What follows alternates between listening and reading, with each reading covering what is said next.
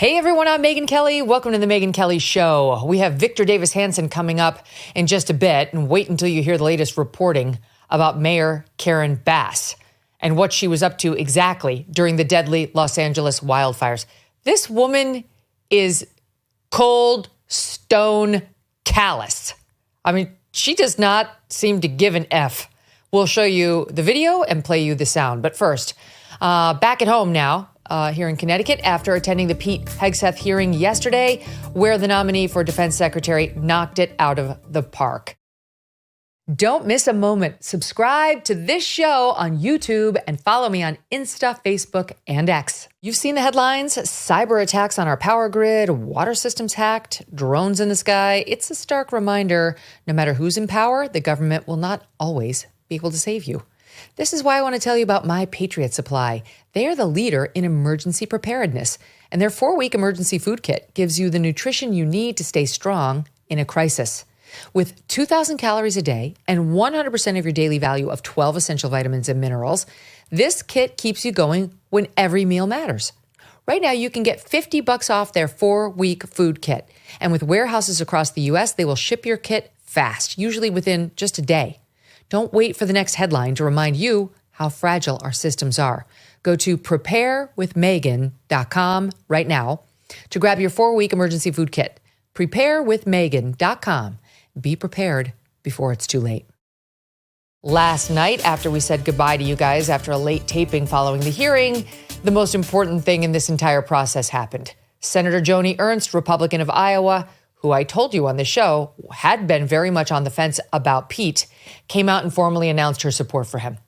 It's done. He's going to get confirmed. It's over. He's in. You can start calling him Mr. Secretary. That's my view, unless something catastrophic happens between now and the time the full Senate takes its vote. We were looking at McConnell. We were looking at Collins. We were looking at Murkowski.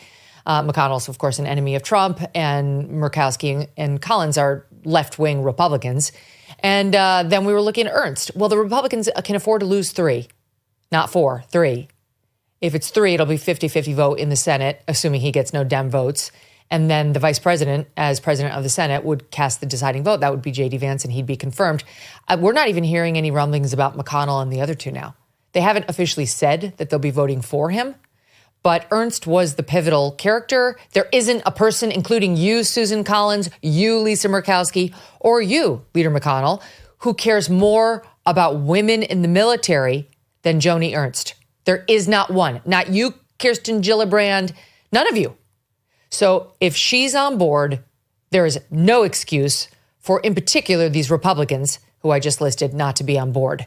And I think they'll realize that. I don't think he's going to get a Dem vote. I actually don't think he will. This is how it goes now. We used to get majority, even unanimous support for another party's nominees, unless there was, just something so obviously beyond the pale. And now we don't. Now you have to have majority control in the Senate in order to get your nominees through, or at least ones who have any sort of controversy, real or manufactured. And in Pete's case, it's mostly the latter. We've talked about the things in his personal life, which would come back to haunt any nominee. But let's face it, the Democrats have elected a man as president who is accused of rape and sexual assault by multiple women. They had no problem with it. They were about to elect a woman whose husband was accused of openly beating another woman, not to mention being a serial cheater, or at least a cheater with the family nanny, whatever. Like, their morals are situational. So Pete's going to be confirmed, and you should get used to the phrase Defense Secretary Pete Hegseth. You can go cry in your soup, leftists, over how that makes you feel. But what President Trump wanted, and by the way, he won the election, was somebody who understood the warrior, who understood the fighting men and women, and that's Pete. He wanted the guy who could answer the questions that came from Senator Sheehy of Montana about how you load a weapon and what the ammo looks like and what the batteries are that you put in your night vision goggles. That's what he wanted.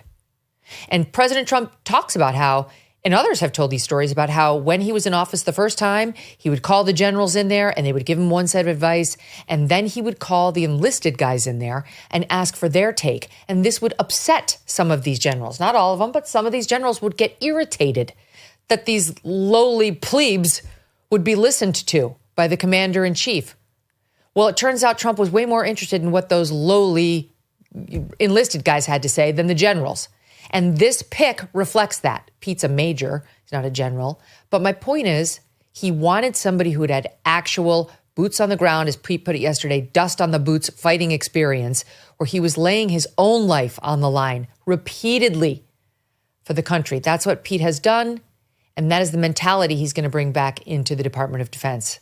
It was interesting, one of the exchanges where Kirsten Gillibrand, and don't get me wrong, she was hysterical yesterday, very strange performance. But I will tell you that I respect Kirsten Gillibrand a lot more than I do a lot of these other Dem senators. There are a few who I actually like. I like Mark Kelly, too. He gave Pete some guff yesterday, but he's a good man. But Gillibrand has done a lot to help protect women in various spaces, and I respect a lot of what she's done. She's not generally this much of just an emotional mess. But she's wrong about Pete.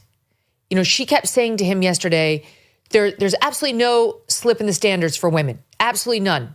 They have to meet all the same tests that the men do. And Pete's response was to name specific groups and areas in which there were written or unwritten quotas for allowing women in. And he's looking at her and saying, Senator, in the real world, the rules are being bent to look the other way when it's a woman who fails this test or that. She can't possibly refute that.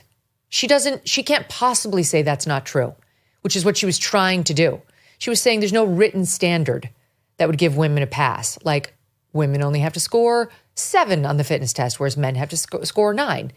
Of course. I mean, does that surprise anybody? They didn't put that in writing.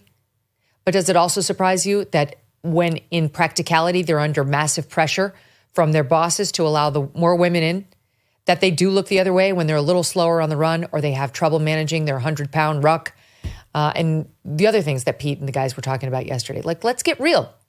He's saying, I don't want that anymore. And the messaging from the top is going to be very, very different. I was amused and also irritated looking at some of the coverage of what happened yesterday. Every single newspaper and podcast, et cetera, that's not, independent or openly conservative, talks about the allegations against Pete as though they're real, they're true, and they've been established. Whether it's the public or the drinking, the public drunkenness, or the allegations that he allegedly raped a woman.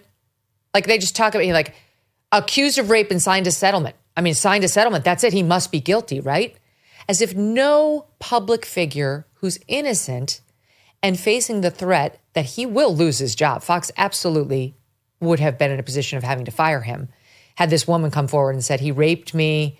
I'm a conservative. I'm with this Republican women's group. And he came out here on a speaking engagement, which Fox doesn't love anyway. They don't love it when you do these things. So any excuse to make a thing out of it. And Pete, while beloved at Fox, wasn't their top guy. So he was expendable. I think his calculation was exactly right. That it was too risky to let this woman go out and tell the public, never mind his bosses, that he was a rapist. And then, his defense is absolutely meritorious. However, it doesn't make him look good. The defense is it wasn't rape, it was consensual cheating on, yes, technically he was still with his second wife, but he was already with Jen at that point. So my soon-to-be third wife. All of that doesn't make him look good either. So I'm just saying the calculation in Pete's head for why he signed that settlement makes perfect sense to any thinking person. But in the press, it's you got accused and you signed an agreement. So you're guilty. And they know that's not true. And I loved it when the one senator from Oklahoma was like, how many of you cheated on your wives? He was clearly intimating that he had cheated on his, saying, if it weren't for my wife, I think he said I'd be in jail, which I'd like to know more about. But he was clearly making the point that he had a very forgiving wife and that he had sinned. And look, there are a lot of marriages where people make really stupid mistakes and the couple decides to get past it. That appears to be what happened with Jen and Pete, where they started in a difficult position and they had difficulties, not surprisingly, at the start of their relationship. And then they got past them. Now these people are saying Pete's Christian conversion, I think he was always Christian, but he's leaned in, is false, meant to justify like his bad behavior. Bullshit. Like, what's your evidence of that? How do you know? Why did he get the big tattoo? The big cross on his chest Was that just in case Trump one day nominated him to something so he could tell his story of embracing his Christianity, and he could, like Superman, open up his chest and say, see, I'm a true believer? Bullshit. If anything, that tattoo has caused him more trouble than it's helped him. So what is your evidence that his leaning into Jesus is false? I don't see that. I see quite the contrary. If anything, I hear people rolling their eyes that he's become too much of a holy roller. Well, I've seen a lot of people lean into God in my life and read the Bible and have things change for them. And I have zero reason to doubt that that's what happened to Pete. And I think Jen too. And I believed him when he said he wakes up in the morning and the two of them pray together. And I think he'll pray not just to do a good job as Secretary of Defense, but pray for our troops and our country and our president as soon as he is sworn in, which he will be.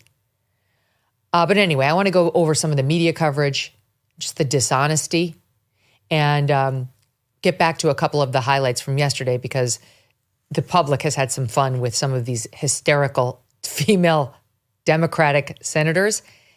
I'm not upset. It's like, thank God we had like Joni Ernst up there, who was calm, cool, and collected and represented herself very well. She was a more Margaret Thatcher type. She wasn't hysterical. And she's had firsthand experience with these issues, so she had reason to be upset if she wanted to be. In any event, let's start with the most, I did say, and I stand by, that Tim Kaine was the most disgusting. He was the most despicable. Like, when did you stop beating your wife? What? That's not even a thing. It's not even an allegation. That Pete's some wife beater? Okay. He got away with it. That's fine. I'd love to go back and see what Tim Kaine has said about, Ted Kennedy, who, let a woman die after he drove drunk and plunged her into the lake in Chappaquiddick. Did he ask him when he stopped beating the women in his life, when he stopped killing them? Was he even around? Because he ran for vice president on the same ticket as Hillary Clinton. He's got a long connection to these old, extremely flawed top Democrats. Love to know his thoughts on that. In any event, this sort of the second in command for worst performance yesterday. Oh, but it's tight. I don't know. Is it Duckworth? Is it Hirono? Or is it sleeper candidate Slotkin? Sleeper candidate Slotkin of Michigan got under my skin more than any other. And it was mostly because as I watched her, I knew she was smart enough to know better. She's smart. You could tell she's definitely smart, but so infuriating. It was like bamboo shoots under my fingernails listening. Like, Hirono was kind of amusing. Like, I hate you, but you're very amusing. Duckworth was very annoying and less amusing, like a sad little lady, but like less amusing than Hirono. And then Slotkin was probably the most pernicious because she's got some gravitas in the way she approaches her messaging. But, and she worked for the CIA under George W. Bush, under Barack Obama. And I'm not sure if she was still there under Trump. I think she may have left. And she ran for office as a Dem in Michigan in 2018. And that's what she's been doing, and now ran for Senate. And she beat Republican Mike Rogers for the Senate seat. That could have been an R seat. She won it. Too bad, because Mike Rogers would have been a far superior choice. So, all right, I guess I'll go through them in that order so you can go on the same journey I did. Let's start with Mazie Hirono, who you heard Michael Knowles say yesterday. No civilized country would make this woman a senator, but she did. And just what I wanted to do in this soundbite that we cut for you here is show you, yes, she's a moron, but listen to how uninterested she was in any answers from Pete Hegseth. It was all performative. And Mazie, you're not a good performer, but just watch. I have read multiple reports of your regularly being drunk at work, including by people who worked with you at Fox News. Do you know that being drunk at work is prohibited for service members under the UCMJ? Senator, those Yes are or no? multiple false anonymous reports peddled by NBC Do you News know that run that directly drinking on the job contradictory to is the dozens of men and women at not Fox News contemplated? Channel who I work with, I'm who not came hearing on the the answer record. to my question. And Will you resign as Secretary of Defense if you drink on the job, which is a 24/7 position? I've made this commitment on behalf of Will the men you and women I'm resign as serving. Secretary of Defense I've if made this you commitment drink on the behalf job? of the men and women I'm serving I'm not because it's the hearing- most important deployment I'm not of my hearing an life. answer to my question, so I'm going to move on. Would you carry out such an order from President Trump?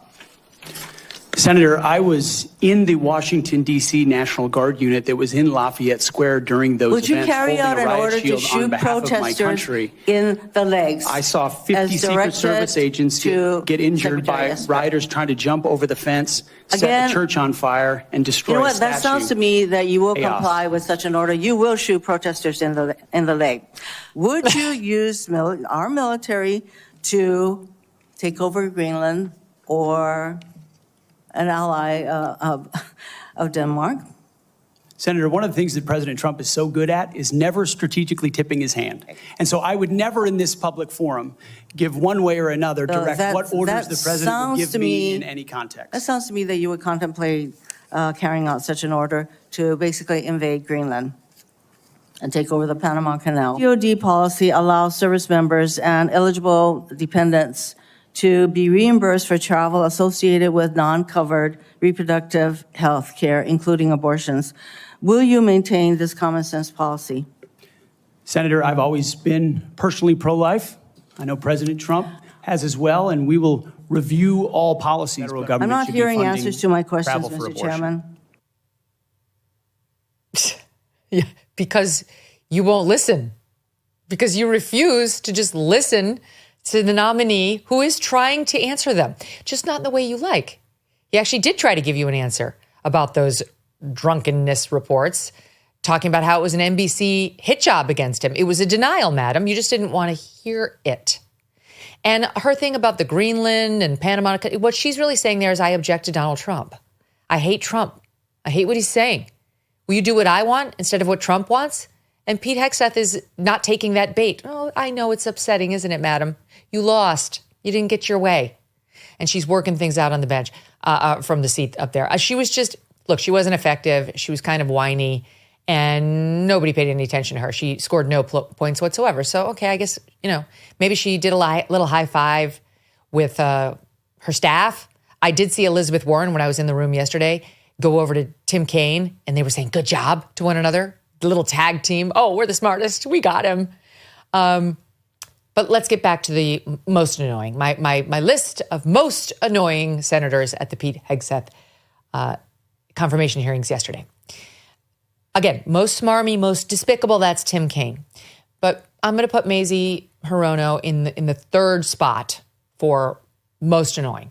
Since she was so pathetic, it was hard to be really annoyed as opposed to just kind of mocking her.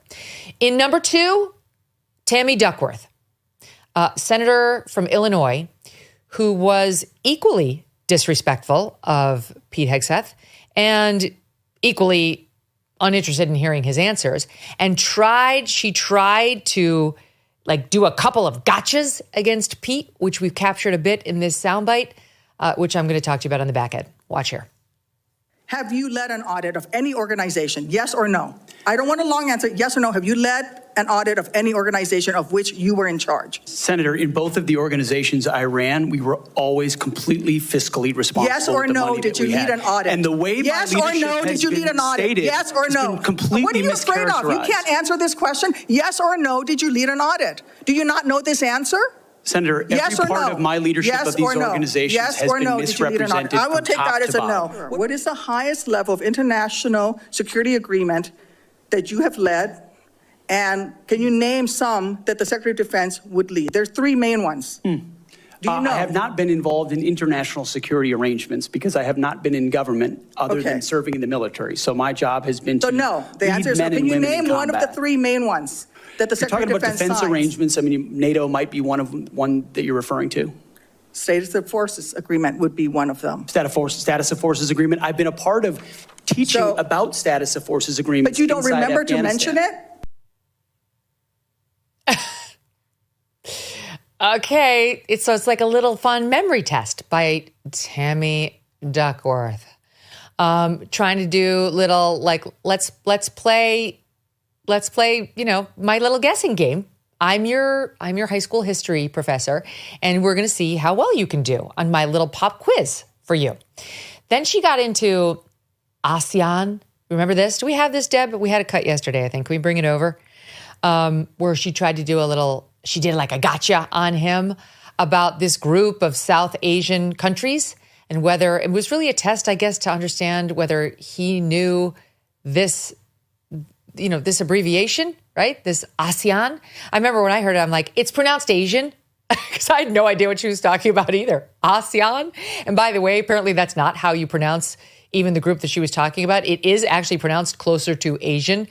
It's this group of countries in Southeast Asia that very together or individually they don't amount to much economically or otherwise, but together they're like about the size of the UK and they have more bargaining power. So sometimes they try to refer to themselves as a group, but it's more of an economic deal than a political or than a military deal.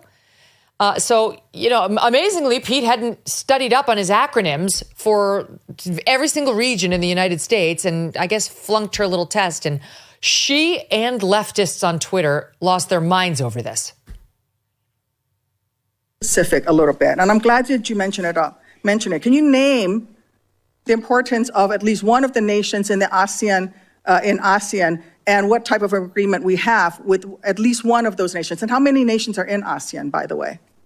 I couldn't tell you the exact amount of nations in that, but I know we have allies in South Korea and Japan and in AUKUS with Australia, and trying to work on submarines with them. Mr. Hegseth, none of those countries are in ASEAN. Across. None of those 3 countries that you've mentioned are in ASEAN. I suggest you do a little homework before you prepare for these types of negotiations. Listen.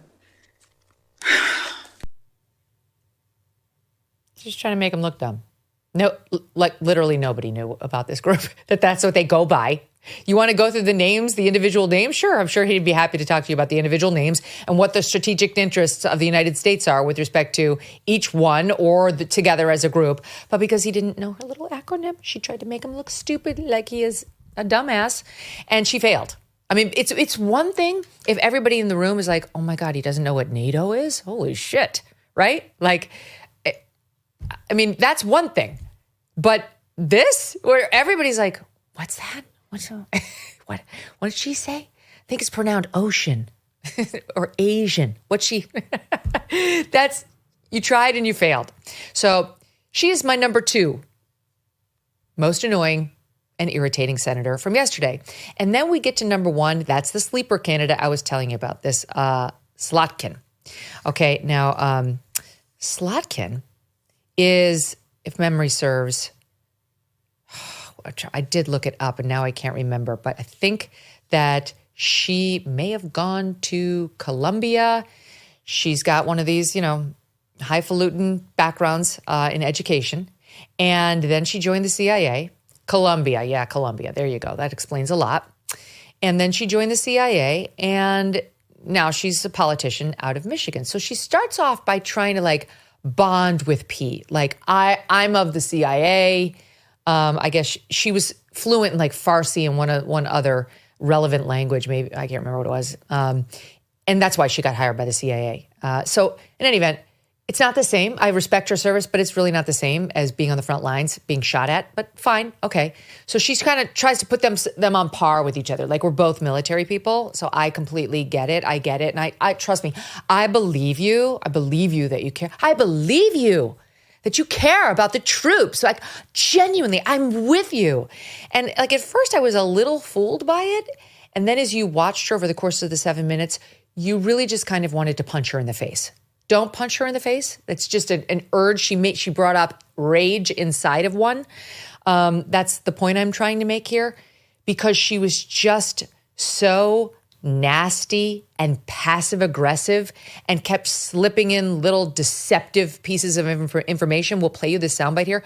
Listen to the part where in particular she tries to pretend that Trump said he was going to unleash the military on his, quote, enemies within. We've covered that a lot on this show. That's not what he said. He was specifically asked by Maria Bartiromo whether if there were protests around the election that got violent, what would he do? And that, in response to that, he said, you might have to use the military, and referred to some people as being enemies from within. But the left has been conflating these two terms ever since, trying to say Trump's going to unleash the U.S. military on American citizens who do not vote for him. So she slides that in there. She tries to belittle Pete as, well, you'll listen. Watch. You will be the one man standing in the breach should President Trump give an illegal order. Right? I'm not saying he will, but if he does, you are going to be the guy that he calls to implement this order. That President Trump is going to be giving illegal orders. No, I'm not saying he will, but do you believe there is such a thing as an illegal order that Joe Biden or any other president, Donald Trump, could give? Is there anything that a commander in chief could ask you to do with the uniformed military that would be in violation of the U.S. Constitution? Senator, anybody of any party Right. could give an order that is against the Constitution or against the law. Right. Okay. So are you saying that you would stand in the breach and push back if you were given an illegal order? I start by saying I reject the premise that President I Trump will understand. be giving You've done your any genuflecting illegal to him, orders but at all. This isn't a hypothetical. Was asked and did use uniformed military to clear unarmed protesters. He was given the order to potentially shoot at them. Helos flew low in Washington, D.C. as crowd control. He later apologized publicly for those actions. Was he right or wrong to apologize? Senator, I was there on the ground. And I saw the I understand, helo and I myself. respect that. I've been there. But you're I about understand to the be level the of threat Secretary of Defense. that was involved in that moment. I Was also he right understand to? So he was legality and the Constitution. Sir, was he and right the laws or of what wrong you to have. apologize? I'm not going to put words in the mouth of Secretary Esper or anybody else. He said them himself. You don't have to. What are you scared of? Did he do the right thing by apologizing? I'm not scared of anything, Senator. Then say I'm yes or no. interested You in can say upholding the no. law. President Trump said in November that he is willing to consider using the active duty military against the, quote, enemy within.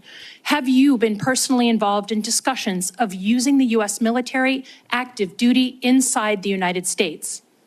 Senator, I'm fine. I'm glad we finally got to the topic of border security equaling national security because it's been abdicated and ignored for the last 4 years. That wasn't my question. I'm just asking, have you been involved? You're about to be the Secretary of Defense potentially. Have you been involved in discussions about using the active duty military inside the United States?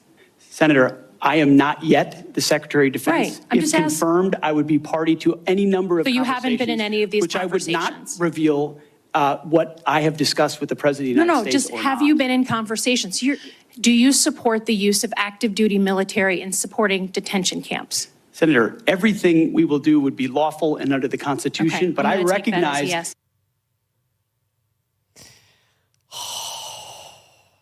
What are you scared of? Because you're a big, bad CIA agent and you're so tough. You're tougher than Pete. Sure, who served his country not just at Gitmo, but in Iraq and Afghanistan. You're a scaredy cat. What are you so afraid of? What a child. What an absolute brat.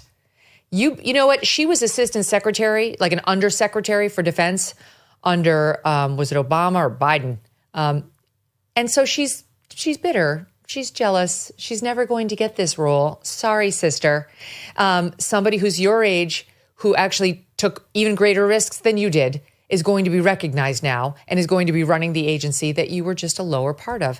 I know you're going to have to suck it up. You can't blame it on sexism under Obama. You can't blame it on racism. It's just you weren't good enough and he is. So go ahead and vote no. He's still getting in there.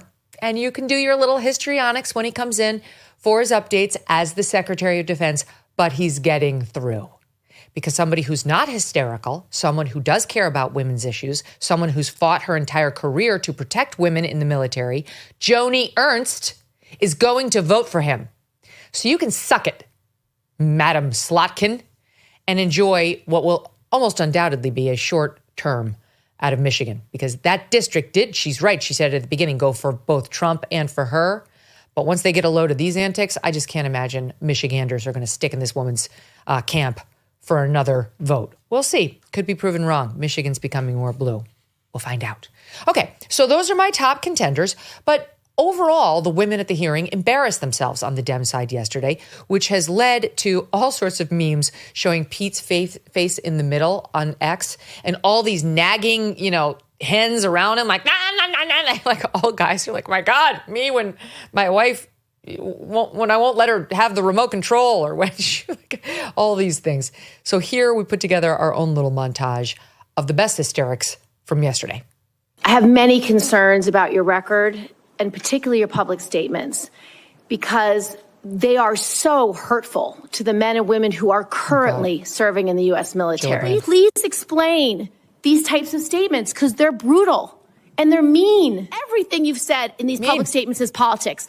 I don't want women. I don't want moms. What's wrong with a mom, by the way? That sounds to me that you will comply with such an order. You will shoot protesters in the leg. That sounds to me that you would contemplate carrying out such an order to basically invade Greenland. Now, I've heard of deathbed conversions, but this is the first time I've heard of a nomination conversion. Have you led an audit of any organization? Yes or no? I don't want a long answer. Yes or no? Yes or no? Did you lead an audit? Yes or no? What are you afraid of? You can't answer this question. Women who've earned their place in their units. You have not earned your place as Secretary of Defense. Okay. The richest part of that is Elizabeth Warren, who is basically accusing Pete of lying in his comments about women when he's trying to say what I was saying all these times. He said, I've never complained about women in the military. My complaint was about women in combat in certain roles where we've lowered standards. And they opened up the cross-examination with him, Elizabeth Warren did, by referencing comments Pete made in 2013. By the way, I think it was on my show, about women in combat and talking about how we can't lower the standards in order to facilitate it. And Pete responded by saying, I'm glad you brought up my comments from 2013, pointing out that for 12 years, I've been contextualizing that, usually, by pointing out that I'm talking about standards. And she wouldn't have it. And what she was basically saying there, was she's like, I've heard of deathbed conversions, but I've never heard of a nomination conversion, is that you're a liar, Pete Hegseth. You're lying. You're just saying whatever you need to say to get a position that you want. And I will give it to her. Chief Lies-A-Lot is an expert in this particular subject matter. Remember Chief Lies-A-Lot, who tried to get ahead at Harvard and elsewhere by saying she was Indian when she's not? And then when caught, she defaulted to, well, my ma, and my pa told me that my high cheekbones meant I'm an Indian. Okay. For the record, maybe you can see them if you're watching this on YouTube. I actually kind of have high cheekbones. I do. Yeah, it's great. I've never had anything injected in them. This is all God-given. And I don't think I'm Native American. I've never had the test. Chief Lies-A-Lot, but if somebody told me I were Native American because I have high cheekbones, I think I'd check it out before I started telling people at universities that I was, so I could get tenure or hired or any sort of advancement. And then I'd probably be a little reluctant to start lecturing other people about honesty. Can you believe the ma and the pa? Okay, she's a Cherokee. She's full Cherokee, but no. Okay, let's move on to the media. You've got these absolutely smug, again, like Slotkin, like snide, overeducated, elite libs who are just sliding in the dagger on Pete in a way that, I'm just an elite, know everything. And so I can tell you he's an idiot. I totally respect your service. I believe you care. But what are you so afraid of? That was Slotkin. But now here's a woman named Catherine Rampell. And we looked up Slotkin. She went to Columbia and Cornell. But now here comes this woman, and I'm going to let you know who she is. Her name is Catherine Rampell. She's on one of those insufferable CNN panels with the terrible Abby Phillip, who, again, is like mild-mannered, but has never seen a Republican who's done the right thing. I just want to take control to say that Republicans are bad. They're even worse than you thought. That's Abby Phillip. So she's running the panel. Catherine Rampell comes on. And you would think that Catherine Rampell would know a thing or two about Pete and his background, because I looked her up too. And guess what she has for her educational background? Well, she has a bachelor's from Princeton. Princeton. How do we know that school in connection with this story? Oh yeah, Pete went there. And unlike Catherine Rampell, both of whose parents went to Princeton, which, newsflash, makes it a lot easier to get into Princeton. That wasn't the case for Pete. So she goes out on to, and by the way, her major was anthropology. I'm sure she learned a lot. That would qualify her to be opining on the of Defense, or not. But in any event, CNN thought she'd be an adequate commentator. Why? Because of her long history in military? No, she has absolutely nothing to do with the military, the Pentagon, etc. In fact, before she was at the Washington Post, she was at the New York Times as a theater critic. But here she is telling us why Pete was chosen for this job. Yes, he was very articulate and polished, and he's a TV host. That's his main qualification. I know in TV we sometimes get confused. Why do you denigrate this man's service? I don't understand. 20 years, Scott, decorated, okay. Scott, Ivy Leaguer. He's a TV host. Scott. That's all he is. It's not his main qualification. That is his She said he's a TV host. It's his main qualification. You're denigrating this man's qualifies you. Not every member who serves deserves to be in charge of the DOD. She said his main qualification is that he's a TV host, and I'm sorry, that's just baloney. I think that gets him 40%. His main qualification is that he's a warfighter, and he's going to be the closest warfighter we've ever had to the enlisted people running the Pentagon. In the longer clip, then Abby Phillip comes in and says, you shouldn't denigrate the service of the generals who have been at the top of the Defense Department before by saying that, Scott Jennings. Scott Jennings like, how am I denigrating them by saying he is closer to the enlisted men than anybody who's ever held this position? But that's Abby Phillip. There cannot be a discussion that doesn't wind in her fake fact-checking with hard left spin. Signed, Abby Phillip. Back to this woman, Catherine Rampell. All right, so she, the theater critic, would like us to know that the main qualification, those were her words, for Pete to have been nominated is because he's a TV host. So Scott Jennings says, why do you denigrate his service? Then comes Abby Phillip. She didn't do that. Okay, how is it not denigrating his tours in Iraq, Afghanistan, and Gitmo, the vast majority of his adult life, by saying his main qualification for this job was his stint on Fox and Friends? Fuck you, Catherine Rampell, because that is denigrating his service. His service is the reason he got the job. I guarantee you, Trump is more familiar with Brian Kilmeade than he is with Pete Hegseth. I guarantee you he's been watching Brian Kilmeade for longer, has probably called and texted Brian Kilmeade over the years longer, and knows him a lot better.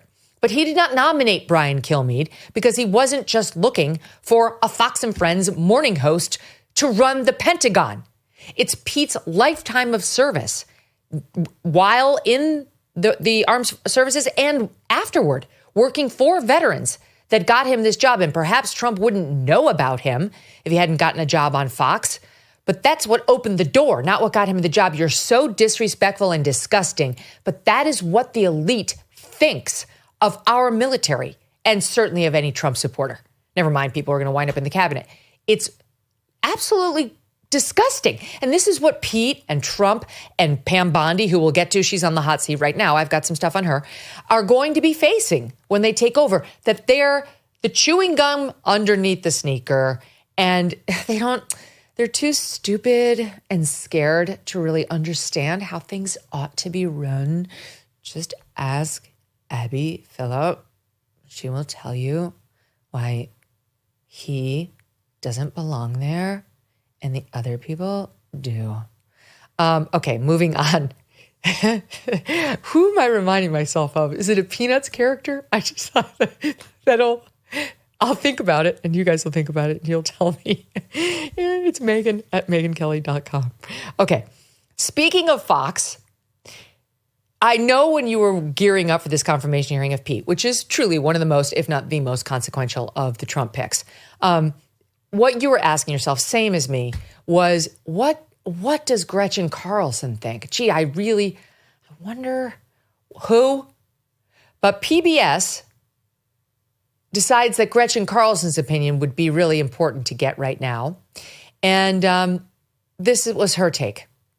There's some initial concern from Republican senators about these allegations against Hegseth. It seems as though many are prepared to vote to confirm him. What does it say that an allegation of sexual assault does not appear to be disqualifying? It says the power of Donald Trump. That's the first thing that I would mention. But it also is frustrating for those of us who work in this advocacy space to see that even, allegations of drinking too much or mismanaging other nonprofits that Hegseth ran, that those seem to climb to the top of the list ahead of any kind of a sexual assault or sexual harassment claim. Okay. He's not been accused of sexually harassing anybody. Did that come up yesterday? No. The best they had was somebody at one of those veterans charities may have allegedly harassed somebody at a strip club trip that Pete wasn't present for. And I believe it was Sean Parnell who was present and came out on the record saying Pete wasn't there. He was not there. So what are you talking about, Gretchen Carlson? You can only be talking about one thing, and that is the alleged rape accusation. Did you go through the report line by line? Because you know as well as I do, you know better than anyone that I will stand up for women, even those I can't stand, if I think they've made a valid allegation. You know that better than anyone. And I spent a day going through that woman's police report, line by line. And I'm telling you, that woman's not telling the truth. That's my strong legal and journalistic opinion. And I've gone through it episodes and episodes ago in great detail to explain why. Have you? How dare you get out there and wonder why this fake, clearly fake allegation is not disqualifying for him? Get talking about it. What have you looked at? When was she drugged, Gretchen? She was fine at 1:30 in the morning. She was fine at 4 a.m., according to 3 eyewitnesses, 2 videos, and her husband on the back end. Are those not reliable for you? This is not Pete Hegseth's word. It's independent eye and videotape witnesses and her marital partner saying she was fine, not drugged. When did Pete date, rape, drug her, and then rape her? It is an impossibility, which is why he was not charged. So shame on you. Shame on you for using the money you managed to extract out of Fox News for this nonsense, to try to push these bullshit claims because you want to see your face on television. And by the way, when you do a Zoom, don't go right in front of the laptop because it makes your face look huge. That's advice to Gretchen and everybody else for that matter. I find that absolutely abhorrent. And just for the record, because I mentioned it, and that whole Fox News thing, just as a point of clarification, when I came forward to talk about what happened between Roger and yours truly, it was not because I believed Gretchen Carlson. It was not because I believed for 1 minute that she had been harassed. Not for 1 minute. It was because I was worried others might be. Because she laid the allegation that he might be this thing on the table. But I don't believe that's why Gretchen lost her job. For 1 second, not for 1 second. She laid the allegation out there, and finally the company was getting ready to look into it. And in the wake of that, women started speaking up about what was happening to them. So I just want to be clear that it wasn't her particular circumstances that inspired me, or I think most people over there, to do anything. How dare she come out and try to disparage him this way? Someone who'd been a colleague of hers for quite some time. And I guarantee she never saw him drunk. And if she says she did, it's not true. All of his Fox and Friends co-hosts have said never, never, ever. And we spent hours upon hours with him, right? I'm like, all of the on the record character defenses of Pete have been under people's actual names, stars that you would know. All the Fox and Friends morning crew, all the scurrilous allegations have been anonymous and behind the scenes. Too much time on her. She's irrelevant. Jimmy Kimmel had his own little meltdown about the situation. Watch here. The main event in Washington today was the confirmation hearing of Trump's nominee for Secretary of Defense, former Weekend Fox and Friends co-host Pete Hegseth. The hearing started at 9:30 this morning, or as Pete calls it, happy hour. Hegseth was hammered by Democrats on the Senate Armed Services Committee, who argue that he should be disqualified based on accounts of excessive drinking, allegations of sexual misconduct, which are 2 of the qualities Trump looks for in a nominee. Ha ha ha. That's hilarious. So funny. I don't remember him making jokes about Kamala's boozing, which was pretty obvious. both before and after she lost. Is that a funny joke? I'd love to see all the funny jokes about what her administration would look like. Is that going to be surrounded by boozers so she looks like the sober one? Jimmy? And again, like, it's just so fun to just sort of pretend that, haha, like he's a rapist, like somehow, ha ha ha. Like, it's super fun to rip on Pete Hegseth as though, yeah, we love serial harassers. That's not what's been alleged against Pete Hegseth. Sorry to burst your bubble. You know, there was a day and age in which you'd be more careful about that thing because you would be worried about getting sued. And Trump is trying to bring that day back, and the media's having a meltdown over it, right? They don't like it. Oh, you're going to chill free speech. I'm going to chill defamatory speech, right? Like that's what I'm going to try to chill. He's not worried. Pete's got better things to do, and yeah, he's probably not going to sue Jimmy Kimmel. Here's another one with him where Kimmel's out there with this little bit about what Trump is allegedly saying about the LA firefighters.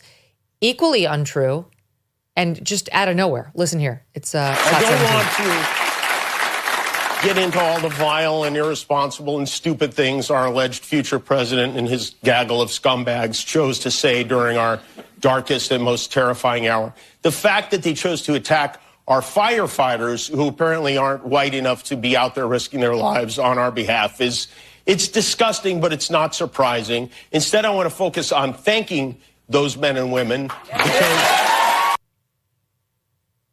Oh, my God. They're not white enough to be out there fighting our fires, per Trump? What a lie. What a disgusting lie. I haven't heard Trump made any remarks about race and the firefighters. However, what the right has been objecting to in the wake of the devastation in Los Angeles is the obsessive focus by Democrats running that state, that city, and that fire department on race. Their obsessive focus on race. They're the ones who care about the skin color of the firefighters. His team. This is not a Trump thing. People on our side of the aisle have been saying, that's ridiculous. Why are you focused on the race of the firefighters? Why are there 10 million articles and hits and social media posts about how LA had a problem of white firefighters that they're trying to solve? Did you see that? He spins the 180. Trump and conservatives say the fire department's not white enough. What? That's exactly the opposite of what happened. Everybody over here said, could we just have standards that everybody passes? By the way, it's not really a race thing. It's a male-female thing. For the people on the right objecting to this, like, just make sure it's like the military. We have nothing against women. We have nothing against moms, by the way, but does anybody really think a 9-month pregnant mother should be in combat? You need to have your head fucking examined if you think that's a good idea. It's about standards. That's it. It's the left that somehow thinks skin color should matter, whether you're fighting a fire or in the military or playing the cello. Remember, Heather McDonald's been talking about how in like these orchestras, they always had, like from the beginning of time, they've had blind auditions in the top orchestras where you go behind a curtain, nobody can see you. They don't know if you're male. They don't know if you're female. They don't know if you're black, you're white, you're Hispanic, anything. And if you rock the audition, you're in the band, the orchestra. Well, now, post George Floyd, they're getting rid of the drape. They want you to see the skin color because equity, or see that it's a woman because equity. It's ridiculous. It's his team doing that, not Trump. Trump is the antidote to that nonsense. So, okay, our media today, ladies and gentlemen, you're not surprised. All right, when we come back, we're going to get into Victor Davis Hanson and what he thinks about the Hegseth hearing, and we're going to get into what they're doing to Pam Bondi this morning. Now, Pam Bondi's getting through. There's no similar doubts being expressed by any Republican about Pam Bondi as Attorney General. Kristi Noem was also supposed to go today, but there's been a delay for DHS. But I'll show you what they're doing to Pam Bondi. In some, they're taking all of the election denialism by Trump and putting it on her and trying to make her disavow. I mean, they're spending minute after minute on whether Trump lost the 2020 election. Meanwhile, she is there being confirmed as AG because Trump won the 2024 election. So why can we please think about the American people and what's important to them at this point? We've litigated this enough. Victor Davis Hanson is next. Some therapists say that debt can make people feel desperate and helpless. It can ruin your sleep, creep into your relationships. It can wreck happiness. But there are ways to get help. Let me tell you about Done with Debt. They have aggressive new strategies to end your debt fast. Done with Debt stands between you and the bill collectors. They tirelessly negotiate to slash balances, eliminate interest, and stop the crushing penalties, all without loans and without bankruptcy. Done with Debt has one goal: to wipe out your debt for good. Before you make another payment, consider a visit to donewithdebt.com. Speak with one of their strategists for free and tell them I sent you. But you do need to hurry because some debt solutions are time sensitive and you do not want to miss out. Go to donewithdebt.com. That's donewithdebt.com. Joining me now, Victor Davis Hanson, senior fellow at the Hoover Institution and author of The End of Everything: How Wars Descend into Annihilation. So, Victor, great to see you. We'll get to, in 1 second, what they're doing to Pam Bondi this morning. She's crushing it. She's doing very, very well. But let me just get your take first on what they tried to do to Pete Hegseth yesterday. Well, that was a gift. I mean, you would think they'd be quiet given all what's happened, the election and what's going on in Los Angeles, this confederacy of dunces. And yet they never learn. They decide they're going to make a big show, and then they'd embarrass themselves with these crazy questions. And he was calm. He answered the questions. He was funny. They were embarrassed. They got angry. They should never get angry. And it ensured his confirmation. Any Republican senator that would not vote for him is going to be politically dead, because you know what they're going to do. They're going to say, you voted for Pete Buttigieg, you voted for this incompetent Austin, you voted for all these comic characters at Biden, and now you're going to vote against this decorated. It's not. So he's going to be confirmed, and that was good. But it was Kavanaugh redux. That's what it was. Mm-hmm. Yeah, they definitely try to smear him on the woman thing. By the way, we put this together. Tim Kaine was their real attack dog on the women allegations. And, Tim Kaine has found God, because he was the one who was like, women, women, women, you cheated. But he was BFFs with Bill Clinton and Doug Emhoff. We put a little bit of that together in a budded soundbite. Look, watch. Fully investigated and completely cleared. So you think you were completely cleared because you committed no crime. That's your definition of cleared? You had just fathered a child 2 months before by a woman that was not your wife. I am shocked that you would stand here and say you're completely cleared. Something you said back in, I think, 2002 about former President Bill Clinton, that he should resign if the scandal, the Lewinsky scandal, turned out to be true. Do you still hold true to those words you said back then? I had some feelings of disappointment back then, but and that's now 20 years old. And when I'm talking to people on the campaign trail, they're not asking me about old controversies. Past controversies aren't that important to me now. Yeah, I mean, so do you think your feelings have changed? It was a feeling I had at the time, but now I'm thinking about what do we do to help this country be strong. Oh, so aw shucks, tweeted out yesterday by Alter Frog on X. Go ahead, Victor. Well, he used to kind of appear quasi-normal, but now he's gone full Tim Walz. He looks like Tim Walz. He acts like Tim Walz. He's as crazy as Tim Walz, and he's kind of emblematic of that whole party.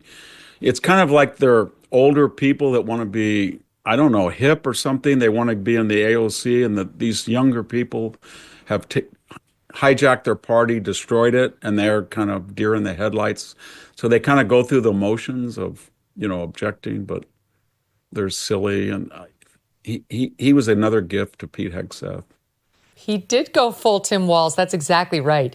So then yesterday and today, and the audience probably knows this, but just in case, these nominations, they start in committee. So you have to go before the relevant committee to your position. Like yesterday, it was Armed Services. Today, Bondi's in front of Judiciary. And then they will recommend your nomination out to the full Senate floor, or not. But, typically, yes, they will. And then the full Senate gets to vote on it. So Blumenthal is on both of those committees because he was there yesterday with Pete. And by the way, once you hit a certain age, gentlemen, this is a pro tip for you. Do not dye your hair black anymore. At a minimum, do the salt and pepper situation. I got no problem with the salt and pepper. Do the salt and pepper. I get it. But do not do all pepper, because it just looks dumb when we know you're in your 70s and your face looks 70s. and that's fine, but stop trying to look like you're a young man of 30 on top of your head. It looks bad. Okay. Dick Blumenthal, no charge for the free advice. He reappears today and is going after Bondi on a similar theme we heard with Pete yesterday, which is Trump is lawless and will be asking everybody in the cabinet to be lawless with him. And will you be the bulwark against him? They went after Pete for that. And now here's Blumenthal going after Pam Bondi, our next potential attorney general, with the same line of questioning in SOT 37. Can you say no to the President of the United States when he asks you to do something unethical or illegal? Senator, first, I need to clarify something that you said, that I have to sit up here and say these things. No, I don't. I sit up here and speak the truth. I'm not going to sit up here and say anything that I need to say to get confirmed by this body. I don't have to say anything. I will answer the questions to the best of my ability. Well, and honestly, let me ask you. Pretty good. What did you think of it? Yeah, the subtext or reductionist truth behind that is I have 53 senators and you don't. So I can say whatever I can say whatever I want, and nobody's going to be stupid after what Merrick Garland said and did the last 4 years with lawfare, and he got confirmed by some Republicans. And anybody who objects and agrees with you is going to get primaried, and they know it, and they're not going to vote anywhere near you. And I'm home free, and I can say whatever I want to you. How do you like that? That's what it was. And she's absolutely right. She's not going to play that game, and she should have, I think they're going to get even more emboldened as these go on, because I think the Republican wavering people, there's 2 or 3 of them, are going to look at this and they're going to say, man, I cannot be allied with these nuts. That is political suicide. If I have reservations about Hegseth or I cannot say anything because these people are crazy and I've got to stick with my team. So I think they're all going to get confirmed, and that's going to embolden all of them to go back on the attack like Bondi did and Pete did.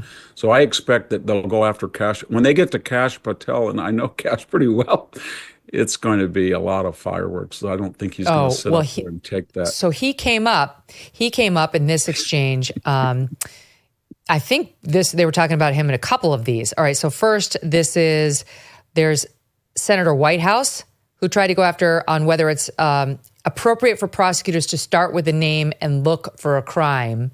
And then I'll show you Mazie Hirono, who was like, she was definitely talking about Kash Patel, but watch this with Senator Whitehouse. It would not be appropriate for a prosecutor to start with a name and look for a crime. It's a prosecutor's job to start with a crime and look for a name, correct? Senator, I think that is the whole problem with the weaponization that we have seen the last 4 years and what's been happening to Donald Trump. They targeted Donald Trump. They went after him, actually starting back in 2016. They targeted his campaign. They have launched countless investigations against him. That will not be the case if I am Attorney General. I will not politicize that office. I will not target people simply because of their political affiliation. Victor, I'm just sorry, but isn't it so great to hear a nominee who's 2 steps ahead of them? I see what you're trying to do, and screw you because you're the ones who did this. Yeah, it is, and I agree with you. But, I kind of grew up with watching J. William Fulbright and all those guys and Frank Church. I didn't agree with them politically, but these are dunces compared to those guys, those old Democratic stalwart guys that were young during the Truman era, and they came into their own in the 60s and 70s. They were kind of misguided, but they were well-spoken. They were logical. They were professionals. These people are just, I don't know what's happened to the Democratic Party. I don't know if this older generation was suspect to begin with, or when the party was hijacked by the woke people, they had to make the necessary adjustments. But they are an embarrassing lot. They really are. And I mean, to say what he did about finding that old Soviet Berea, give me the man and I'll find you the crime. That's what he was alluding to after Right. what Merrick Garland did with no one. The thing about Merrick Garland, his delegate, this was all coordinated. We know that about Fani Willis and Bragg and Letitia James and Smith. But in every one of those cases, there was one truism that Donald Trump, if he had said he was not going to run for re-election, none of them would have indicted him, and they will never indict anybody else for those crimes. They're non-existent crimes. They will vanish and evaporate into the atmosphere. No politician will ever be charged with saying that his real estate is somewhat more than they think it is, and therefore he got a loan which he paid back with interest on time to the profit and satisfaction of the lender, and nobody's ever going to be prosecuted for that again. They know it. So she was really good. I thought she was excellent, and I think they're all going to follow the cue of Bondi and Pete Hegseth. I mean, they set the establishment how to deal with these people, their children, and I think they're going to be treated as such. I think that's right. Be aggressive. Like, you don't need their votes. Like you said, I have 53 senators and you don't. Be aggressive and stop letting them try to control the narrative about Trump in a way that's trying to sink him before he even gets started in the eyes of the American people. Trump or his nominees. This one was White House again, and this is clearly about Kash Patel because you'll hear Bondi reference Kash in her answer, SOP 40. Senator, to cut to the chase, you're clearly talking about Kash Patel. I don't believe he has an enemies list. He made a quote on TV, which I have not heard. I saw your sign, or Senator Durbin's sign, about Kash. But I know that Kash Patel has had 60 jury trials as a public defender, as a prosecutor. He has great experience in the Intel Department, Department of Defense. I have known Kash, and I believe that Kash is the right person at this time for this job. And I'm questioning you right now about whether you will enforce an enemies list that he announced publicly on television. Oh, Senator, I'm sorry. There will never be an enemies list within the Department of Justice. So you're right, Victor. When he gets in there, oh boy. Yeah, I mean, he knows he has the 53 votes.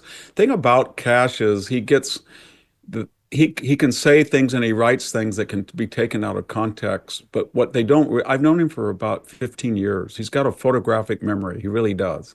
And he was schooled by Devin Nunes and he's a brilliant guy.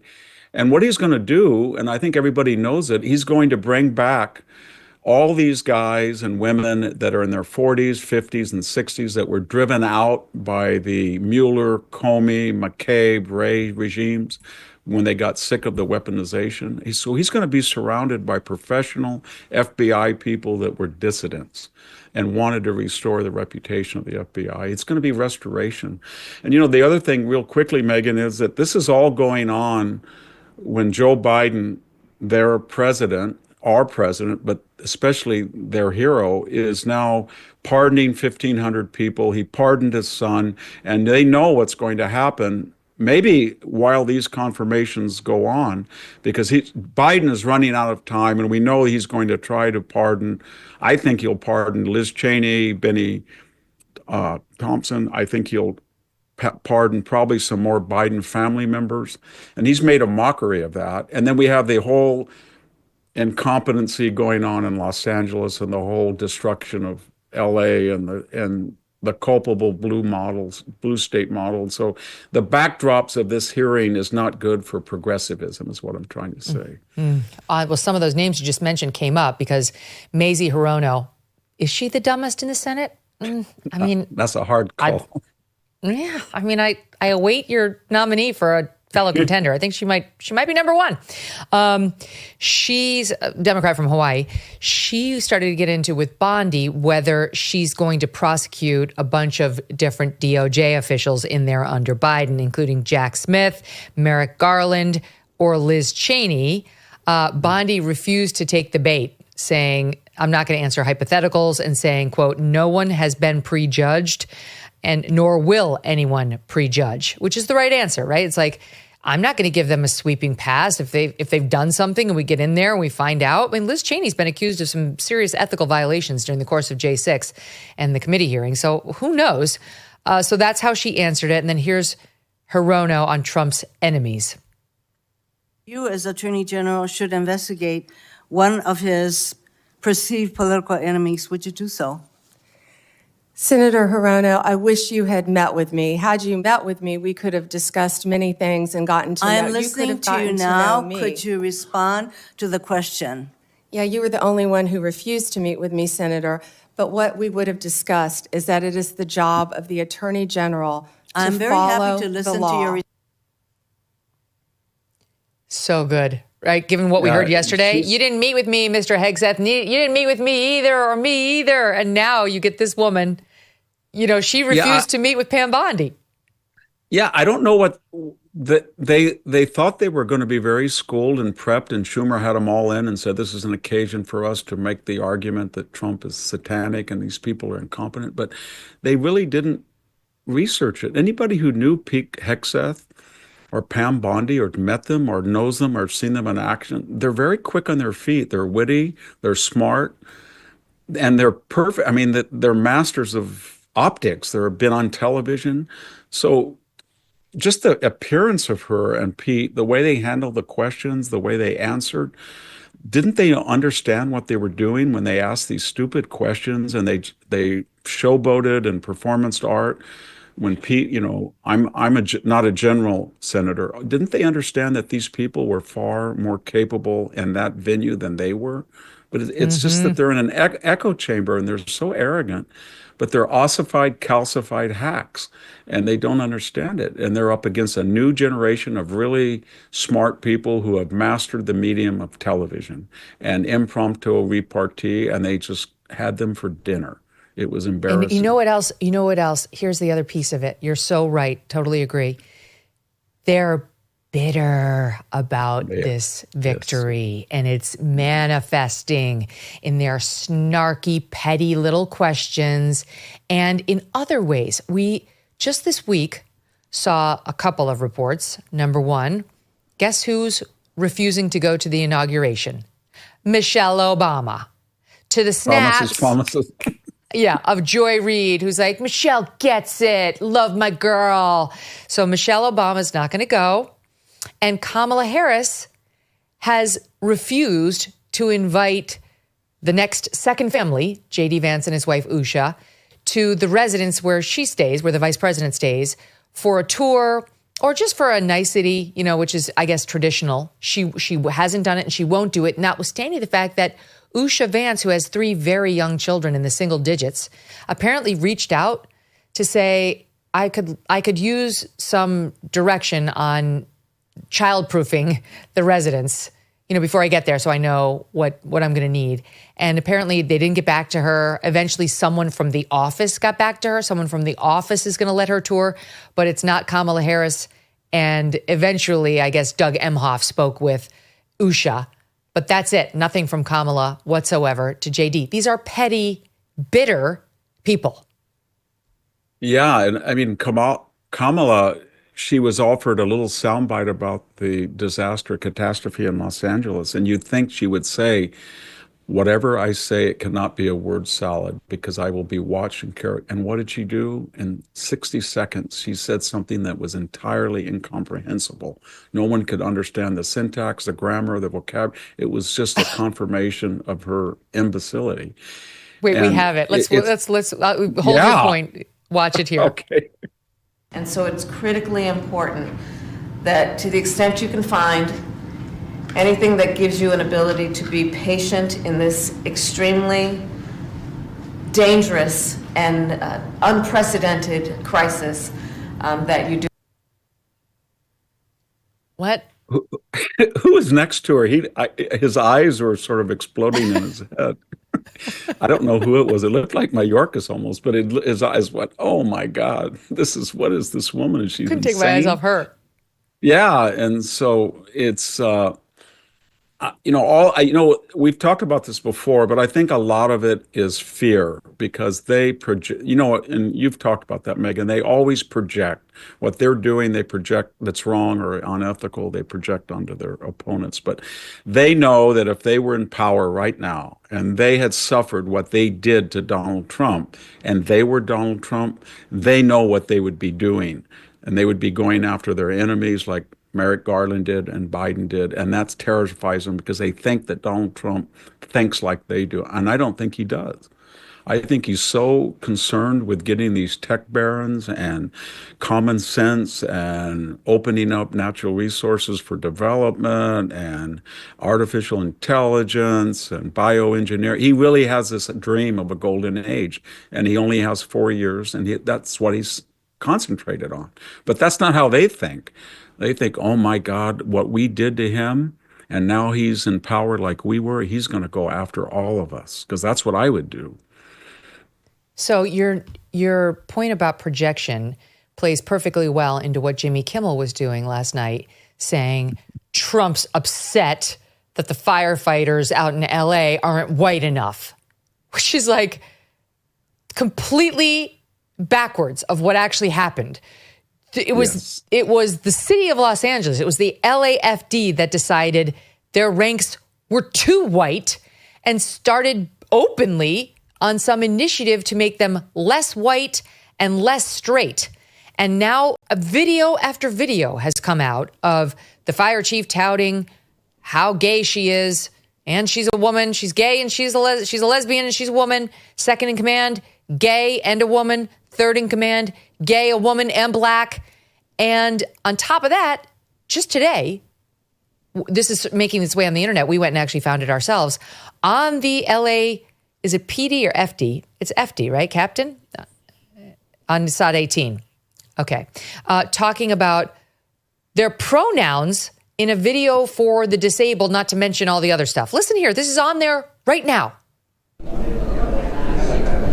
Good afternoon. I'm with the Los Angeles Fire Department. We're here at the Emergency Operations Center with some information for our fellow Angelinos. My name is Captain Jennifer Wilcox. My pronouns are she, her. I am a Caucasian female wearing a black shirt uniform with eyewear and a black hat. The city of Los Angeles continues to aggressively respond to the Palisades fire and Hearst fire amid the dangerous ongoing windstorm and extreme weather conditions impacting the Los Angeles region. Okay, so it's FD. This is the group that's having all the troubles, and she needs us to know what her pronouns are, and also has to take a minute out of her briefing on this emergency situation to tell people who are blind what she's wearing and about her skin color and her, like, this, we're in La La Land, Victor. I know, and I live here, unfortunately, in this state, but that's not going to go over well with the 10,000 homeowners that lost their homes. I don't think they understand that if you're in Los Angeles, it's not just Malibu, but Pacific Palisades is the example of tasteful, elegant, elite wealth. Some of those homes were built in the 20s. It's old LA. It's got these classical Spanish architecture, roof, beautiful tropical landscaping, one of the most quiet, safe, beautiful places in the world. And it's completely been Dresden, Hamburg, Cologne, firebombed, napalmed. It's destroyed. And so when you're one of the owners, and a lot of those people, Megyn, I know some of them, they're second and third generation, and they're not that wealthy people. They inherited, and through Prop 13, you don't have to pay the going rate on property tax. So some of these $5 million homes are paying $2,000 a year in property tax because they inherit from their parents. And they don't have that kind of money, but they're sitting on this huge investment of $5 or $6 million because everybody wants to live there. And there's no way in the world they're going to ever be able to rebuild any of their homes. They've been completely wiped out, what their grandparents or parents lived. And when they listen to that and they think of 300 or so hydrants empty, the reservoir empty, that type of fire person mentality, it's just going to enrage them. And it's going to make them even angrier because they voted for these people. And they thought, you know what, we were good liberals, and we voted for all of you people. We voted for DI, woke, the whole green stuff, and you turned around and engulfed us.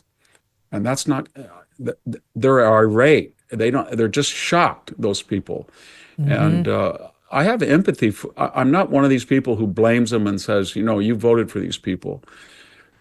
They were voting for kind of a nostalgic liberalism that no longer exists. And I don't know if they understood that, but they voted for a radical Jacobin French Revolutionary movement in California that blows up dams, that does not build $7.5 billion worth of 3 new reservoirs, which would have given us 5 million acre feet, that doesn't clean the hillsides, it doesn't get rid of the chaparral, it doesn't allow grazing of sheep and cattle as we used to, doesn't clean the forest, and then hires people on the basis of their superficial appearance. That's what they voted for. But I think they thought very naively, well, they're kind of, you know, Democrats, and they're kind of good people, and they'll do okay. And they didn't understand that they voted in a bunch of nihilists and anarchists.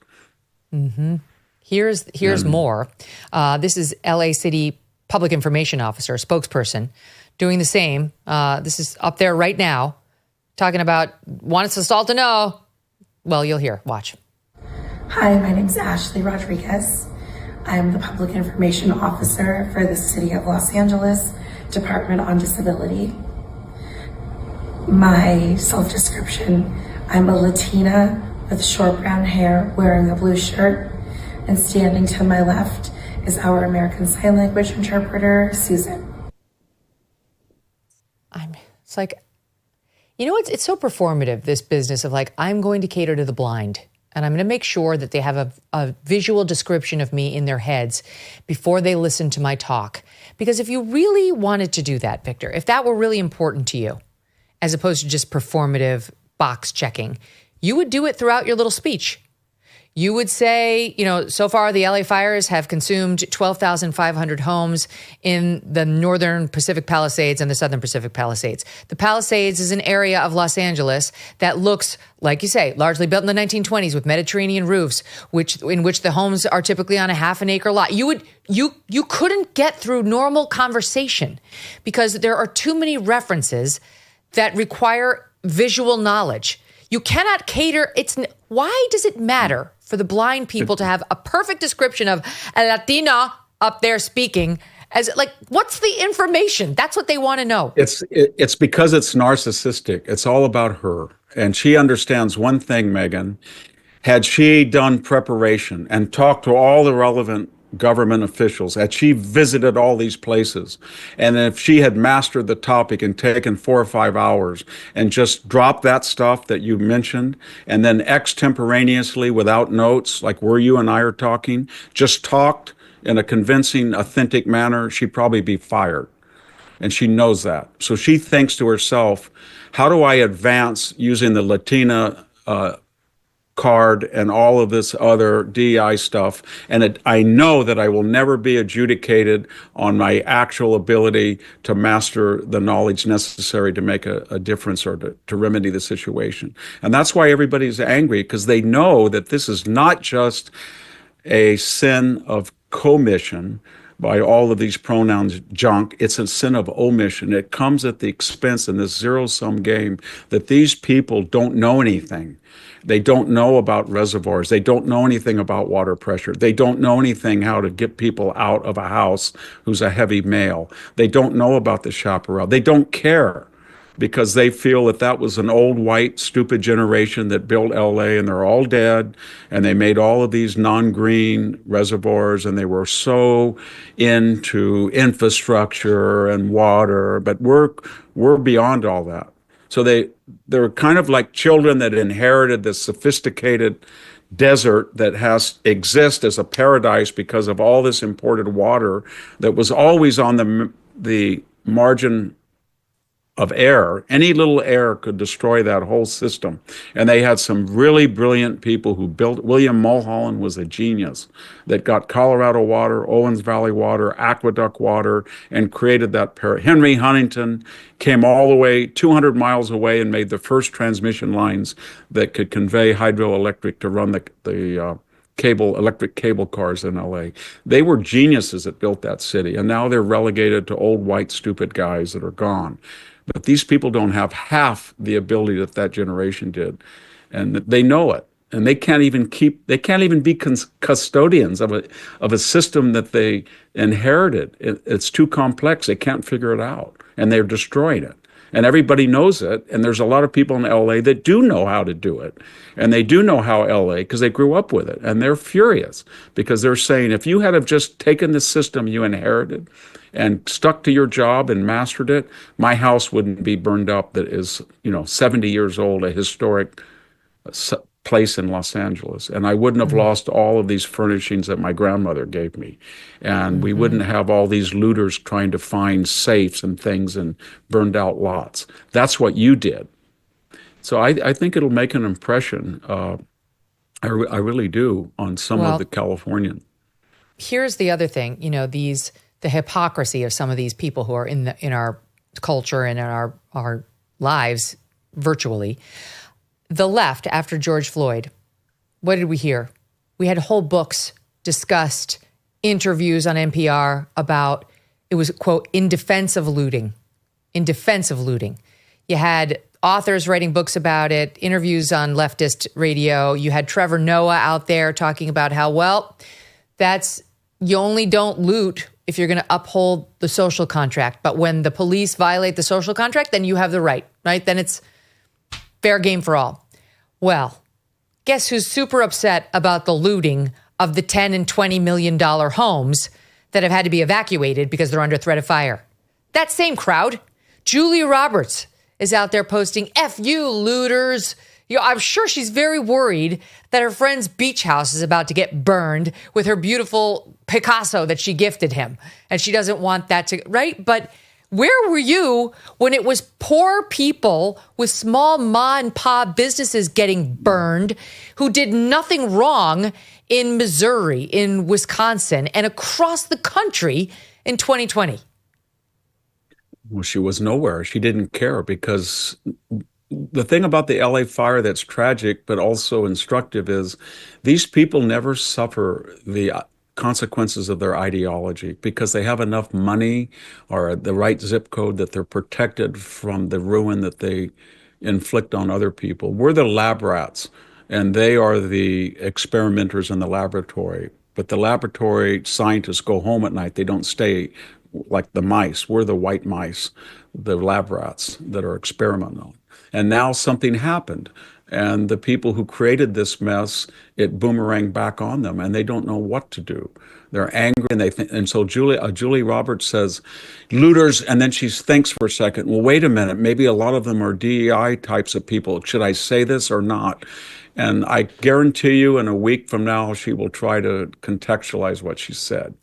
But right. Yeah, and so everything about DEI. Elon Musk was very prescient when he said it's a mind virus. It's a 360 cultural revolution, and it's got the on Midas touch. Everything they touch, they destroy. MSNBC has been destroyed. They just fired, better than I do, the media market. But I can tell you from the books, after George Floyd, some great authors were blacklisted, and they all went with the DEI. And then I get calls from a lot of people in the book industry. None of them sold, Megyn. It almost bankrupted them. Nobody wants to read for the 900th time the Anti-Racist Manifesto or Why I Was Treated So Terribly memoir. And it destroyed them. And now what are they doing? They're doing just what the media are doing. The publishing houses are getting rid of all the DEI titles, book list, authors, and going back to what Donald Trump would call a return to common sense. So that's why they're so scared. This was a revolution. I don't think we appreciate. It was like a French Revolution, and it's now failed, and there's a counter-revolution, and they don't know how far the counter-revolution is going to go, and they're very afraid because they know that they didn't earn these positions. They know they've done a lot of damage to society, and now they're afraid they have zero public support. And I think that's interesting.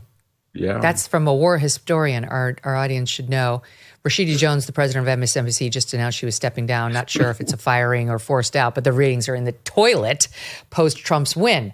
But so she's gone. I I'm not sure who's taking over, but it's going to be just like somebody just like her. But it's interesting, isn't it, that Michelle Obama and Kamala Harris are behaving so badly? Like, why won't Michelle Obama go to the inauguration, right? Like, why won't she show up?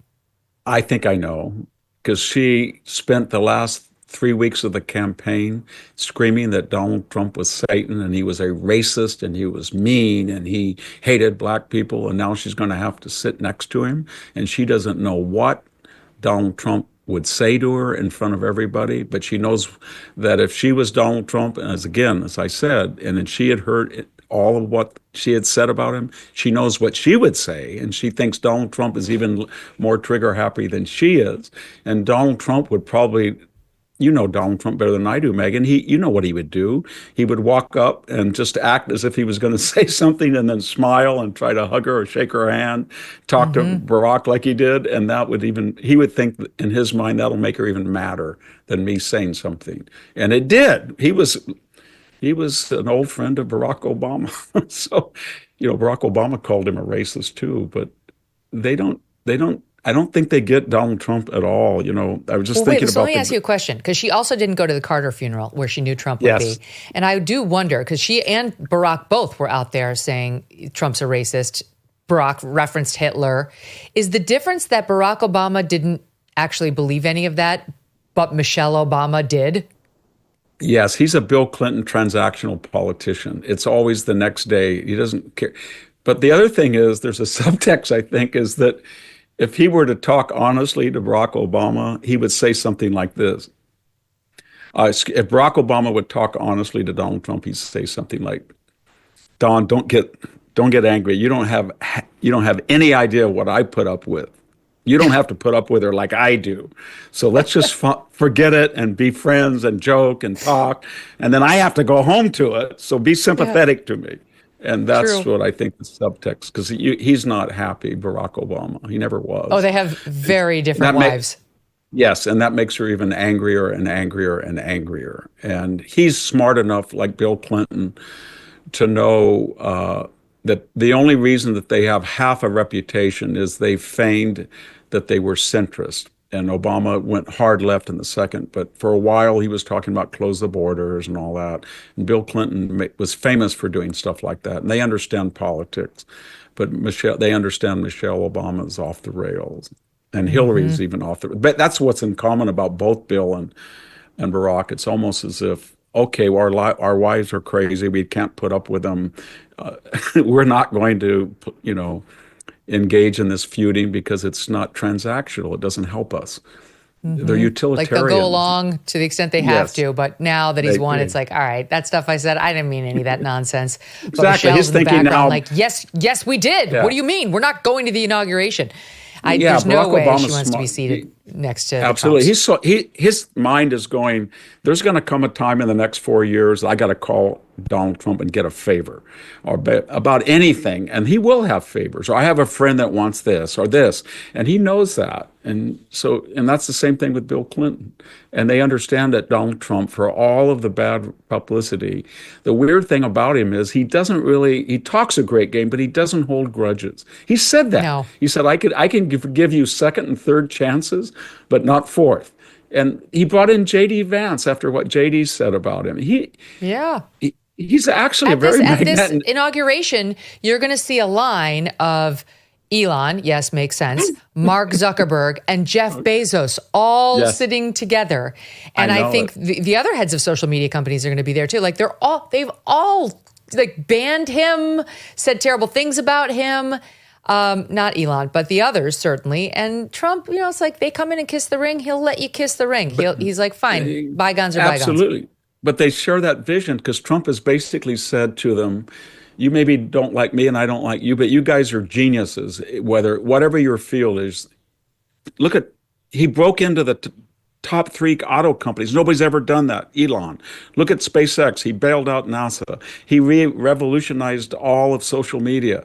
That's what you guys do. David Sachs and Zuckerberg, whether you like them or not. And the world doesn't like you guys. And they're trying to gang up on you in Asia and Europe, but you bring us money and prestige and power. And we got all these new technologies, AI, biotechnology, cryptocurrency, and that's where the future is. And you guys are going to work for me, and we're going to make everybody rich. That's how, whether you make fun of it or not, that's his vision, Donald Trump.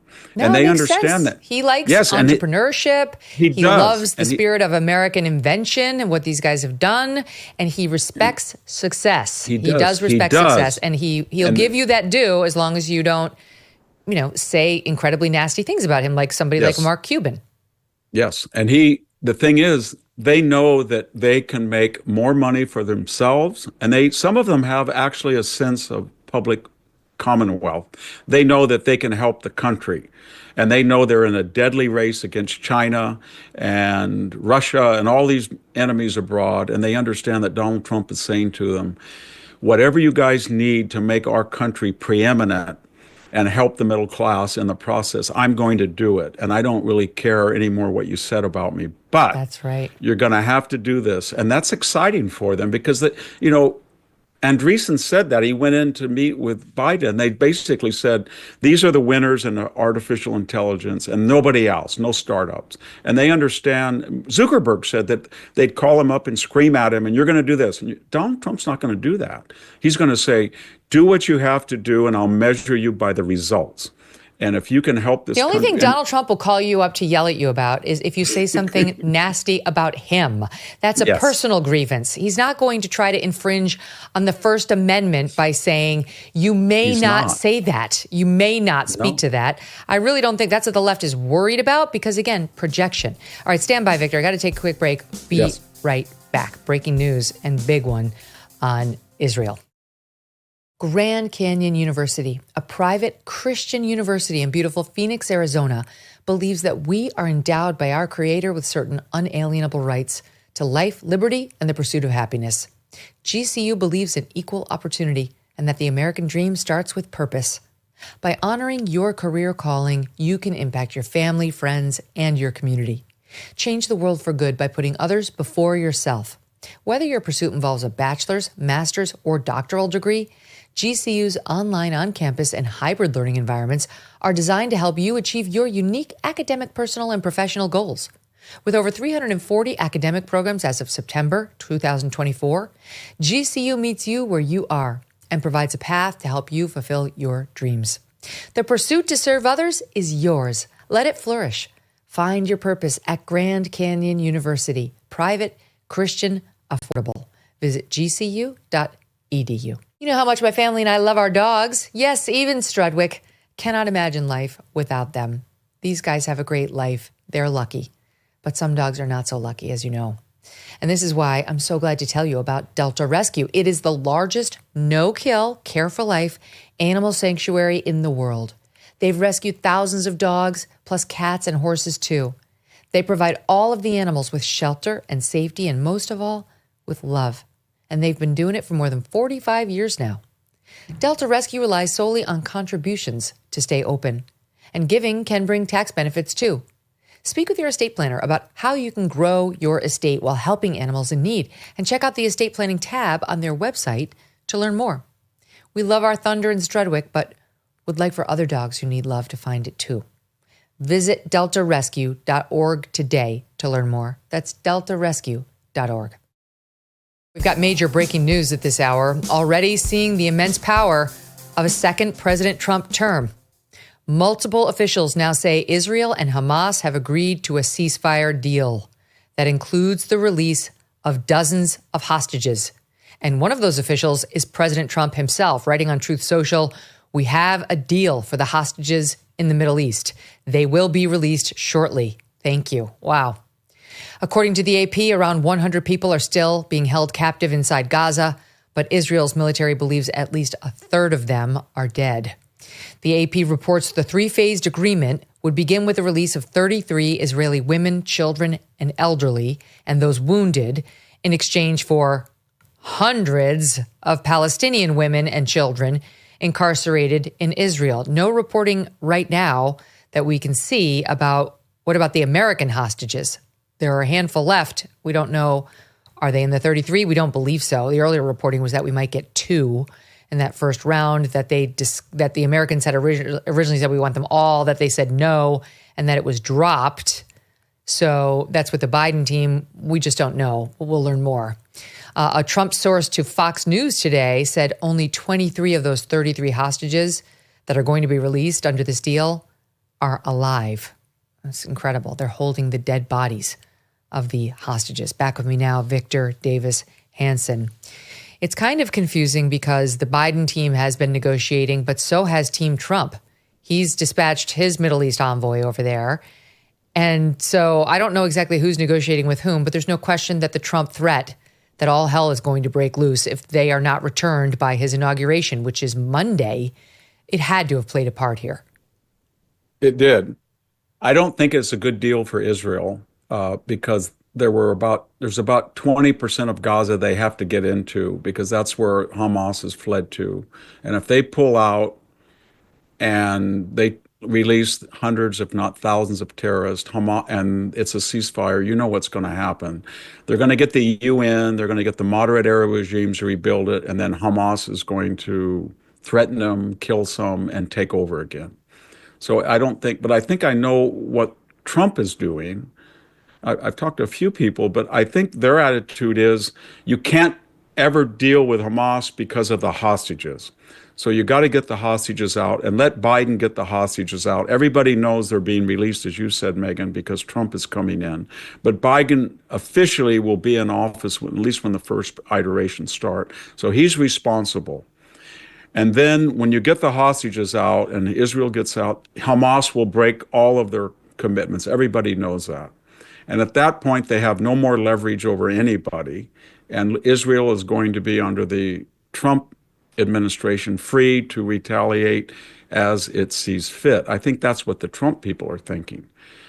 But I'm afraid that in the process, there's going to be a lot of damage done, even though I want all the hostages, everybody does, to be released. But they're going to let a lot of terrorists out, and they're going to have to get out before they've destroyed Hamas. And I think they could destroy Hamas if they went into the last areas of Gaza, which they won't be able to do. And you know what else is amazing is the numbers, Victor. It's like, okay, so they're going to let out some number, ideally, eventually all 88, but let's say 33 of the hostages they've got in their custody. And Israel's going to let out hundreds.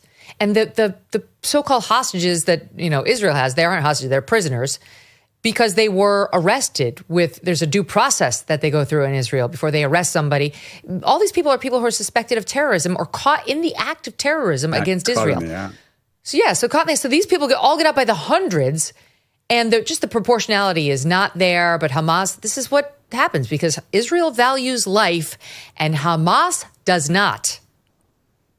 Yeah. And what Biden is trying to do is and that's what they've been doing all along with Iran and everybody else. They're using the ascent of Donald Trump and his restoration as a lever and saying, you know what, they're thinking to themselves, Trump will do and say things we can't do. And we're going to use him to get a last minute deal. And Trump is kind of using them. And he said, I'm going to be Ronald Reagan and they're going to be Jimmy Carter. And they're going to release the hostages because I'm coming in. So that's the matrix. But I think everybody expects that the people they release will be right back in as the apparatus that restores Hamas. They're all Hamas people, and they're going to go right back and reform Hamas, and they're going to be free to do it because Israel will be withdrawn. There's going to be a ceasefire, and then the money's going to pour in. They're going to steal it, UN money, Gulf money, and they're going to start in on it again.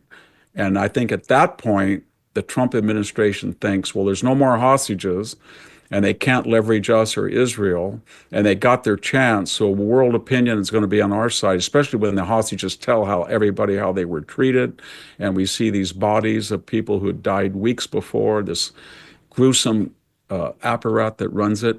And we're going to let Israel then take care of business. I think that's what they think. I don't necessarily agree with that because I think there's going to be a lot of damage in the process of this piece. But I think that's what the Trump people are saying. It's Biden's deal.